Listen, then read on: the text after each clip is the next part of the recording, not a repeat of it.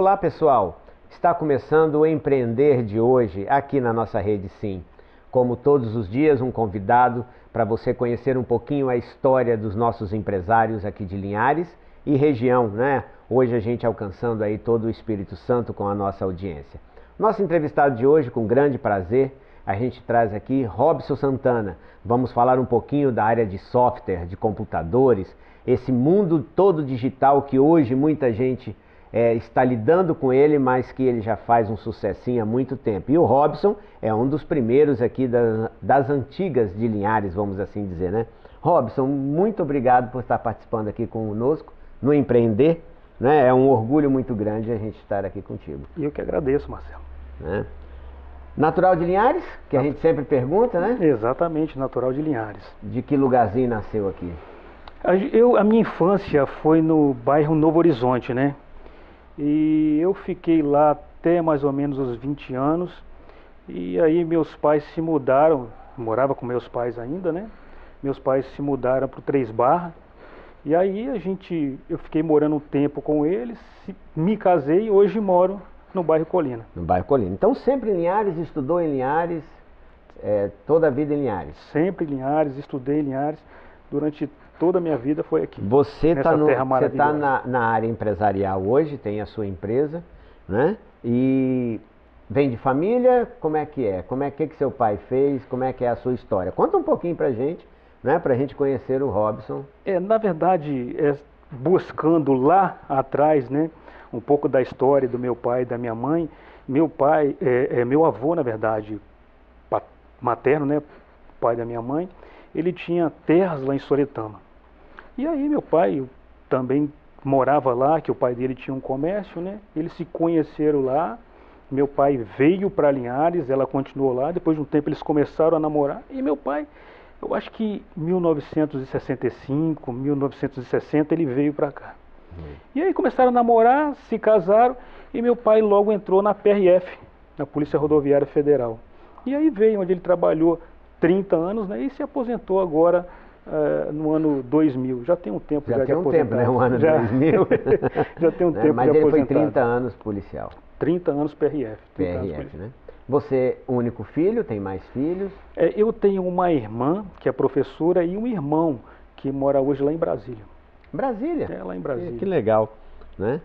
E aí estudou aqui nas escolas de Linhares mesmo, faculdade fez aqui em Linhares? Fiz a faculdade de administração, na época Unilinhares, que hoje é Pitágoras, né? Uhum. E o curso de pós-graduação, inclusive em análise de sistemas, eu fiz aqui na cidade de Linhares também. Então sempre tive por aqui. Então é um filho genuinamente da casa. Dessa terra maravilhosa. Dessa terra maravilhosa. Isso. Né? E aí, como é que foi a vida profissional? Né? Porque não nasceu empresário, não vem de família.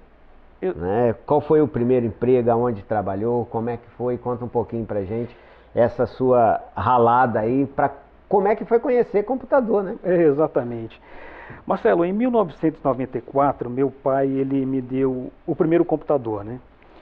E aí eu tive meu primeiro computador e me interessei muito por informática e eu percebi que eu conseguia aprender as coisas por mim mesmo, o autodidata, né? Autodidata. E olha, lembrando, gente, 94, nós estávamos aqui conversando um pouquinho nos bastidores, você que é aí de casa, quem é novinho não vai conhecer. Era um 386. Como é que eram as letras dele? DX3 386. DX3 386. E tinha que ser com sócio, tá, galera? Eu me lembro que o primeiro computador que eu coloquei na minha empresa, nós fizemos um consórcio para conseguir comprar o computador. Não era fácil adquirir nessa época, Marcelo, computadores. Então a gente, né, comprou esse primeiro computador e eu fui pegando gosto pela informática. Daí eu entrei na VSD, inicialmente foi no departamento de marketing, né, onde eu tive uma proximidade muito com o departamento de TI, que na época era conhecido como CPD, Central de Processamento de Dados, né. E foi onde eu comecei a me interessar mais. Eu costumo dizer que a VSD, Marcelo, para mim, ela foi uma escola. E o meu professor foi o dia a dia, todo dia aprendendo. E nessa sala de aula, que era o departamento de TI, eu fiquei matriculado durante 4 anos. 4 anos. Foi uma faculdade na VSD. VSD que a gente tem que agradecer muito essa empresa, né? Seu Valdemiro. Já foi convidado para estar aqui. Edival Santana, se estiver nos ouvindo, ó, o sobrenome é igual ao seu, né? Exatamente. Edival Santana, você está me devendo de trazer seu Valdomiro aqui, ó. Eu só não sei se Edival é meu parente, mas o sobrenome, o sobrenome é igual. Já esteve aqui conosco, né? Fazendo. Isso. E aí essa faculdade de 4 anos no CPD, né? Da VSD, se aventurou. Eu, na verdade, depois da VSD, eu acabei indo para a Ambev, né? Eu tive uma passagem muito curta lá, e na época que eu trabalhei na Ambev, eu estava fazendo meu curso de pós-graduação já em análise de sistemas. Foi onde eu e 2 amigos, né, a gente saindo lá da faculdade, vamos abrir uma empresa para a gente, que nós percebemos, Marcelo, na época que tinha uma demanda reprimida para impressoras fiscais. Aquelas impressoras que faziam barulhinho, né, de impressão de documentos fiscais, estava entrando no mercado. E a gente percebeu que tinha esse mercado. Mas e aí, só lembrando, Robson, a impressora fiscal, nós estamos já falando de que ano? Isso é 99, 2000, mais 99, ou menos. 2000, quando ela estava entrando no mercado. Porque para ter impressora fiscal já precisava ter software. Já precisava ter software, o software que comandava ela. Porque antes das impressoras fiscais, era aquelas caixas registradoras, tipo calculadora, que a pessoa apertava 2, 3 teclas para fazer a soma, computar ali a mercadoria que estava sendo vendida, e aí fazia todo o processo de venda. Era meio que manual, né? Ainda tinha aquela situação do caderninho ainda, né? Da pessoa estar anotando algumas coisas. E com a impressora fiscal, necessitou realmente da empresa colocar um software. E a gente percebeu essa demanda, que nesse mercado na época estava aberto, e a gente acabou colocando uma empresa, nós 3, cada um de nós tinha um computador, levamos para lá, colocamos na mesa, éramos programadores, e aí começou a Configure Software. Aí começou a Configure Software. Não falei até agora porque eu queria que você falasse isso daí, né? O Robson é proprietário da Configure Software, uma empresa hoje que atende quantos clientes? Cerca de 1.500 clientes no estado do Espírito Santo, no sul da Bahia, leste de Minas Gerais e alguns clientes também em Pernambuco. Em Pernambuco já? Pernambuco, então nós já estamos em 4 estados? 4 estados, graças a Deus. Não é fácil. Daqui a pouquinho nós vamos falar um pouquinho de tributação, porque cada estado é um jeito. A fórmula pode ser a mesma, mas o jeito muitas vezes é muito complicado, né? Cada estado tem a sua peculiaridade, então sempre tem alguma coisa diferente que você precisa estar fazendo um ajuste ali no software. E nesse meio tempo todo também nós corremos um pouquinho no tempo, né? Já chegamos lá em 99 na impressora fiscal. A empresa, a Configure, nasceu em 99? Não, ela nasceu em 2001. 2001. Há 20 anos atrás. 20 anos já a Configure Software. Exatamente. Montando os primeiros softwares. Exatamente. Quem foi o primeiro cliente, lembra? Olha, a gente teve uma série, pode falar o nome dos clientes? Pode. Né, teve alguns, teve o Sérgio Roveda, o Basílio Monteverde. Sérgio é desvio. É desvio, o Sérgio da Desvio, né? O Basílio, ele tinha uma oficina na época, hoje ele tem uma série de autoescolas. Algumas empresas que não existem mais, a Soleni da Impacto, né? Então, só lembrando alguns dos clientes. Sim, alguns aqui. dos nomes é bom para, né? Quer dizer que Sérgio foi cobaia. Sérgio foi um dos nossos primeiros clientes, a gente colocou o software lá e até hoje ele é nosso cliente. Na verdade, eu costumo dizer que ele é um dos clientes longevos, né? Um dos clientes que a gente tem há bastante tempo. Porque quando uma vez você conquista o cliente, ele não é de ficar trocando de software com tanta facilidade, porque é muito traumático também isso tudo, dependendo, né? Marcelo, do volume, da concentração de dados no banco de dados dele, é um pouco complicado, é um pouco traumático trocar de software, entende? Então as pessoas evitam fazer isso, mas às vezes tem que fazer porque o software que elas têm hoje não pode não contemplar algumas situações que estão chegando no mercado, que o fisco exige. O fisco, você trabalha mais para o fisco do que muitas vezes para o cliente. Exatamente, Marcelo. A gente que tem comércio, muitas vezes a gente pede ao desenvolvedor do nosso software, podia melhorar uma coisinha aqui. E olha, esse mês teve uma mudança de uma lei, é assim mesmo. Agora está todos os desenvolvedores cuidando da mudança da lei para fazer. Hoje essas mudanças elas estão vindo com uma frequência menor, mas antes era demais. E você falou uma coisa muito certa. Essa colocação de que a gente trabalha para o fisco é correto, a gente trabalha para eles mesmos. E às vezes eles dizem o que a gente tem que fazer e o que não pode ser feito. Então o cliente às vezes pede uma situação, eu precisava que você fizesse isso para me facilitar, a gente tem que dizer para ele, olha, infelizmente eu não posso, o fisco não me permite fazer isso. E a gente tem que andar ali nas regras, na lei que é elaborada pela Secretaria da Fazenda. Nesse meio tempo, está aqui na minha fichinha que eu não posso deixar de esquecer, também namorou, também casou, também tem filhos, né? Exatamente. Não pode deixar de falar, né? Não, hoje eu tenho 2 filhos, o Gabriel de 11 anos, né, a Mileninha de 4 anos, que os dois são a paixão da minha vida, na verdade. Né? E a esposa? E a esposa, né, também, com certeza. Aí, né? Um beijo para ela também. Não posso deixar de falar senão nela, não senão chega em casa. Mas namorou desde lá da VSD, não é? Não, foi um pouquinho depois. Desde quando estava um pouco antes de começar a empresa. Eu comecei a namorar com ela. Antes. Isso. Então ela viveu toda essa história. Todo esse processo, o sofrimento e a glória, ela viveu tudo. É o sofrimento e a glória. Ela esteve junto comigo. Olha, isso é muito importante, viu? Viveu, é essa valorização que a gente tem, claro, principalmente com a mulher e com as esposas, né? Lógico, porque nós não é atrás, é ao lado. Exatamente. Existe uma frase antiga que diz que por trás de um grande homem tem uma grande mulher, mas hoje isso foi atualizado dizendo que ao lado de um grande homem tem sim uma grande mulher. Com certeza. Mas vamos falar um pouquinho de software, porque é a sua praia. Eu acho que todo mundo, hoje nós estamos na era dos aplicativos, e só se fala em aplicativo e todo mundo viciado e vidrado no celular, né? Nós estamos falando do software muito empresarial, mas daqui a pouquinho eu vou chamar os nossos comerciais. Você que está aí em casa, é rapidinho, não sai daí. Daqui a pouquinho a gente está de volta.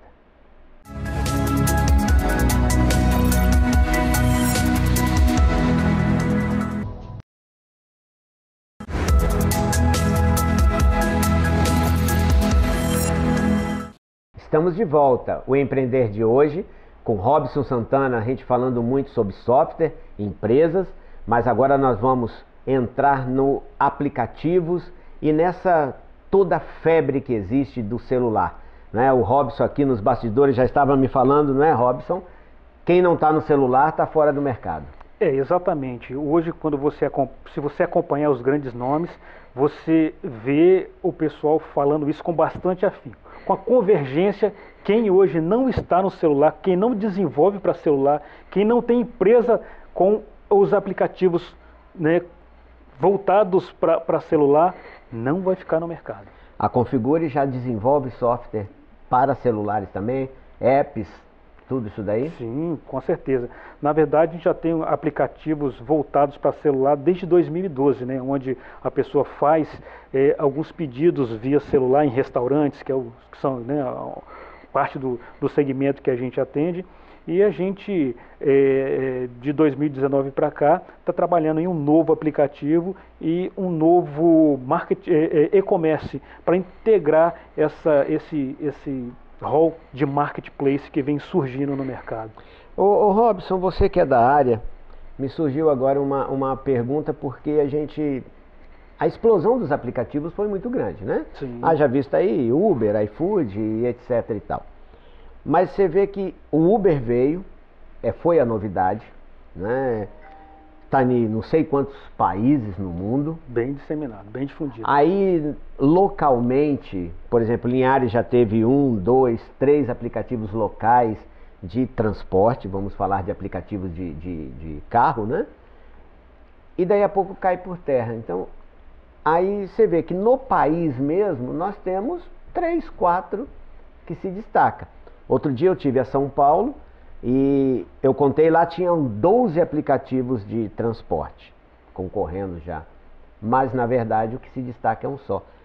É realmente um mercado que vem trazendo oportunidade para muitos, ou ele estrangula e depois no final fica 1, 2, 3.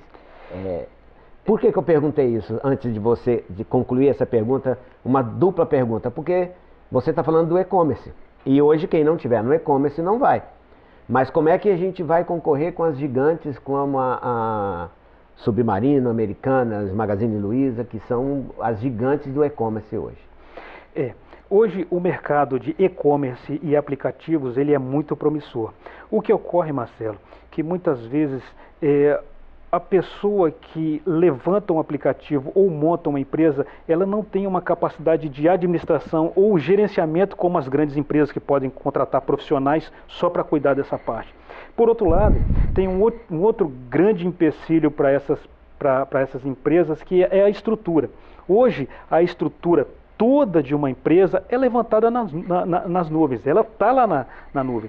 E hoje, no Brasil, sobretudo, é muito caro você ter esses aplicativos na nuvem. Então, se a pessoa que montou uma empresa não tiver essa capacidade de gerenciamento para equalizar a parte financeira com a estrutural, fatalmente ela vai sair do mercado, porque é muito caro. Então, a demanda começa a aumentar, o custo dele começa a aumentar e a capacidade de gerenciamento falta, e aí ele pega prestando um mau serviço. E hoje quem presta um mau serviço nesse mercado apinhado, fatalmente vai estar fora. Você falou uma coisa das nuvens, né? Porque hoje tudo é guardado nas nuvens. Mas nós tivemos uma época aí dos backups, né? Conta um pouquinho pra gente. Exatamente, nós temos umas situações, Marcelo, voltado para os backups. Eu tenho uma situação até interessante que eu coloco muito para os funcionários, para alguns clientes, inclusive algumas palestras que a gente é convidado para falar sobre isso, sobre os backups. Há bastante tempo atrás houve uma situação com um cliente, né? A gente tem um título para isso até na empresa, é o backup e a reza, né? Que esse cliente nos ligou dizendo: olha, meu HD queimou, o que eu faço? Me salva, rapaz. Eu falei para ele: não, tranquilo, a gente vai dar um pulinho aí e vai restaurar seu backup sem problema. Ele: me salva, eu não tenho backup. Ele disse: não fez backup? Não tenho backup. E a gente bate muito nessa tecla. E eu disse para ele: rapaz, só Jesus salva, a gente apenas restaura o backup. E aí, né, foi uma situação lúdica que aconteceu. Ele: rapaz, a gente riu um pouco na hora, mas voltando à situação, né, dizendo ele: o que eu vou fazer, cara? O que eu vou fazer agora? Eu: fale comigo, Pai nosso que estais nos céus. Só resta rezar, porque perdeu o backup. E eu costumo dizer: quem não tem backup não tem nada. Por quê? O computador, Marcelo, é uma máquina. Uma hora ele vai parar. Inclusive, está aí a dica para o pessoal que nos acompanha: faça seu backup, porque hoje, né, a tecnologia vai evoluindo e o pessoal do lado negro que produz vírus, vai evoluindo também. A gente tem os ransomwares, né, que são os vírus. Explica pra gente isso aqui, o que é isso? O que é ransomware? Pois é. Ransomware, ele é uma linha de código que é executada no computador da pessoa, que criptografa, ela encripta, ela embaralha todas as situações que o cara não consegue acessar mais. Uma vez que ele entrou no computador, é difícil desencriptar, muito difícil. Agora, continua, desculpa. E o que acontece? Muita gente não tendo backup cai nessa situação do ransomware, e uma vez infectada a máquina, o cara lá do outro lado começa a solicitar uma quantia em criptomoeda para liberar isso para ele. Seria o sequestro de dados. Dos dados, o sequestro dos dados. Isso aí, exatamente. Porque o nome técnico eu não sei não, mas exatamente. O sequestro de dados está muito na moda e pedindo milhões. Milhões. E uma dica, Marcelo, e tudo isso eles trabalham pela engenharia social. O que é engenharia social? É quando o cara manda um e-mail dizendo: olha, seu CPF foi cancelado, um documento seu CPF, né, hoje está em alta, falar que CPF está cancelado é uma outra situação. Né? Seu documento, seu título de eleitor foi cancelado. Olha, tem aqui um mandado de prisão. Então o cara usa a engenharia social para aguçar a vontade do usuário em clicar lá e ser executado esse script, esse código na máquina do cara e infectar a máquina. Uma vez infectado, dificilmente consegue se voltar atrás. Robson, a gente vai falando aí, muitas empresas ainda usam o software com o banco local. Sim. Essas têm que fazer backup. Sim. De certa forma, elas estão mais seguras dos hackers do que quem está na nuvem. Aí eu sou adepto da nuvem, porque eu acho que eu estou mais seguro quando os meus dados estão na nuvem. Exatamente. O que acontece? Hoje, as grandes empresas, tipo Google, Amazon e a Microsoft, que são os gigantes, né, das nuvens, eles têm uma proteção contra hackers muito maior do que um servidor que está rodando local e conectado à nuvem. Então, hoje, a possibilidade de um ataque a essas grandes corporações é muito menor do que um ataque à sua máquina local. Na verdade, eles conseguiriam entrar mais facilmente na sua máquina, dependendo da tecnologia levantada nela, empregada nela, do que nos grandes, nesses gigantes que trabalham, conhecem muito isso, têm profissionais somente voltados para essa área. Sim. Por que eu ia perguntar dessa forma? Porque eu não consigo mais ver quem não está trabalhando com um software na web. E aí você vem me dizer, tem muita gente ainda com software local? Tem muito, Marcelo, porque hoje, a nível de estrutura no Brasil, quando se fala em internet, ou em relação a outros países, né, a União Europeia, ou América do Norte, Estados Unidos e Canadá, a gente está muito atrás ainda. Então o que acontece?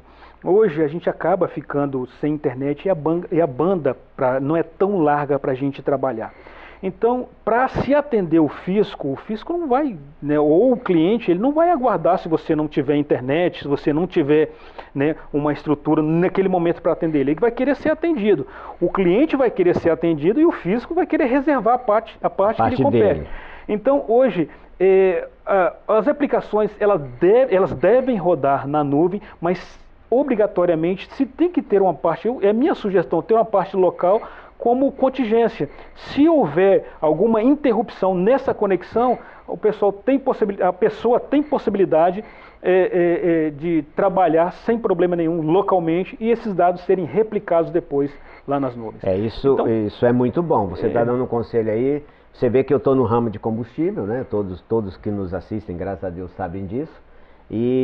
Mas se faltar internet, eu não consigo mais nem vender. Nem vender. Tem que se pensar nisso, porque é um cabo de fibra ótica por aí afora pode partir alguma coisa, e aí você vai deixar de usar vai criar uma dependência sem uma contingência na sua estrutura de TI. É importante pensar nisso. Hoje nós já estamos quase que é melhor ficar sem água do que sem internet, né? Sobretudo para os mais jovens, né? Os mais jovens que não conheceram a época que a gente ia na biblioteca pesquisar esse tipo de coisa. Hoje o Google ele democratizou a informação. Qualquer um, se você quiser saber o PIB do Cazaquistão, em um clique você faz isso. Qual é o bug de hoje? Na verdade, o bug de hoje, eu diria que os bugs, na verdade, estão bastante reduzidos. Hoje, algumas empresas não investem muito em beta teste e acaba tendo uns problemas na aplicação que é desenvolvida. Mas hoje, esses erros que a gente chama de bugs são muito mais reduzidos. Inclusive, Marcelo, a gente tem até uma situação interessante, se eu puder compartilhar com vocês, sobre essa situação de bug, que eu até coloquei no script como fevereiro em 30, que a gente também coloca lá na empresa, fevereiro em 30. É uma cliente que a gente tem o nosso beta teste, sempre teve o cara que faz os testes da aplicação, mas volta e outra, qualquer aplicação escapa alguma coisa. É humanamente impossível o cara ter toda a codificação 100%, né? Mesmo os grandes, tipo Apple, Google, Sim. A Microsoft. Todo mundo libera sempre correção, até mesmo porque tem que sempre que estar atualizando a aplicação. E uma determinada cliente, longeva também, certo dia, estressada, ligou para o escritório, uma pessoa atendeu e me passou. Ela, nossa, a aplicação está com um bug aqui, um bug feio, eu quero que resolva, e eu quero uma pessoa aqui nesse momento. Falei, calma, o que é que está acontecendo? Eu estou digitando uma simples data aqui e não está entrando, não está processando. Sim, mas o que você está fazendo? Ela, estou digitando aqui 1/2 a 30/2 e o relatório não sai de jeito nenhum. Eu disse para ela, tá bom, se você conseguir colocar fevereiro com 30 dias, aí você vai conseguir mudar o calendário juliano, né, gregoriano. Aí na época a pessoa muito estressada e depois virou assim uma situação lúdica depois que a gente compartilhou com a equipe. Mas isso a gente passa Já chamei técnico para ir na minha empresa para consertar computador, porque o operador não estava fazendo e quando o cara chegou lá, ele falou assim, mas você tem que ligar o computador, né? Acontece diversas impressoras, computadores, equipamentos, acontece. Tem que ligar. Sim. Eu queria que você olhasse para aquela câmera e você é muito novo ainda, tem muito a crescer, Obrigado. O mundo digital tem muito a crescer, mas qual conselho você daria para aquela pessoa que quer começar no mercado, quer se jogar na área de software, apps e essas coisas? Que conselho você daria? Olha lá para aquela câmera lá e fala. Como eu falei, o Google, ele democratizou a informação. Hoje, quem quer desenvolver, ser um programador voltado para aplicativos, voltado para aplicações locais, para web de uma forma geral, tem que ter um fator preponderante, Marcelo, o comprometimento e muita vontade. Se ele tiver um comprometimento com ele mesmo ou com a empresa que ele estiver trabalhando, com certeza vai muito longe. Comprometimento e força de vontade para a programação, a pessoa vai só na ascendente, vai muito longe, vai muito longe. Isso aí. Robson, nosso tempo, como eu falei, vai se acabando. Que pena, né? Poxa. Que pena, né? O nosso programa assim. Mas gostei muito. Não deixe de acompanhar a gente pelo YouTube, né? Se você quer rever um programa, quer assistir, quer mais dicas, vai lá no YouTube da Rede Sim, que todos os nossos programas estão lá. E a você de casa, muito, muito obrigado pela audiência, né? Fique conosco, fique sempre ligadinho, que a Rede Sim sempre tem novidades para você. Ficamos por aqui.